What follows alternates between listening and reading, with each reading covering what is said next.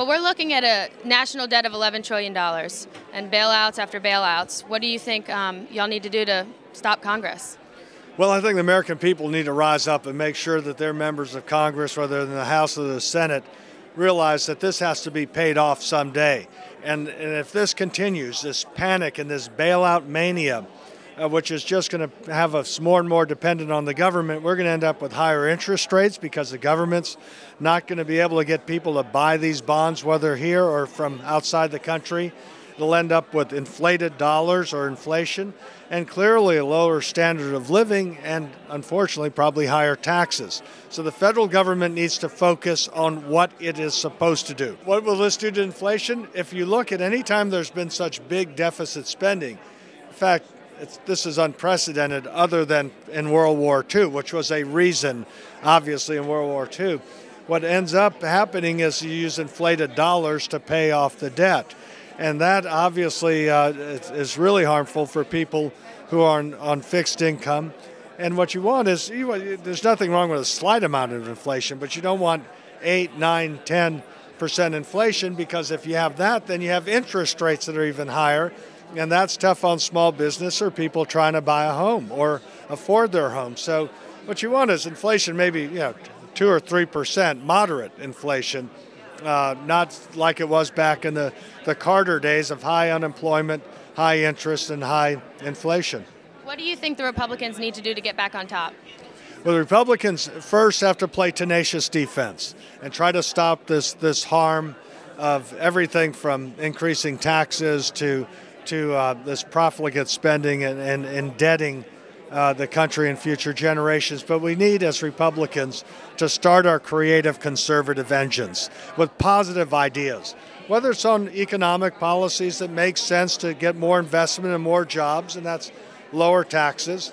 The other is energy.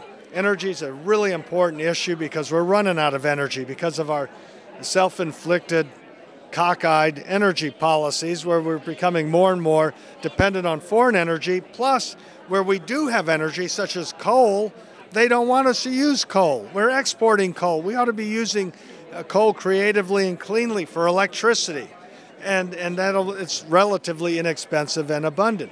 We ought to have advanced nuclear for electricity generation, but they're trying to shut down the national repository, which is going to harm nuclear power. Well, we actually, I know this is blasphemous, but we can learn from the French. The French get 80% of their electricity from nuclear. What they do is reprocess the spent fuel and vitrify it or encase it in glass.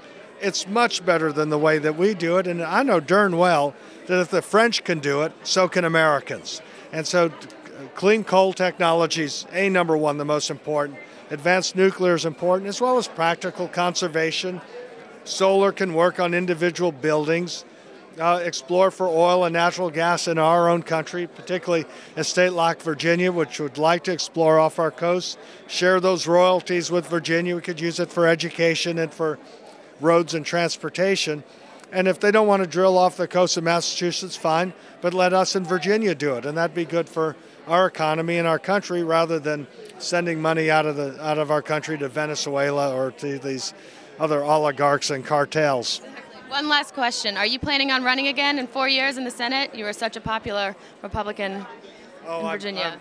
Look, as long as I'm breathing, I'm going to be advocating ideas, and I'm happy to be working with the Reagan Ranch Young America's Foundation as presidential scholar, working on also some energy ideas that we'll be talking about to make sure America does have that energy, as a practical matter, strategic energy freedom. And so I'm going to be working on those things. As far as what I may do in the future, as long as I'm living, I'll be happy.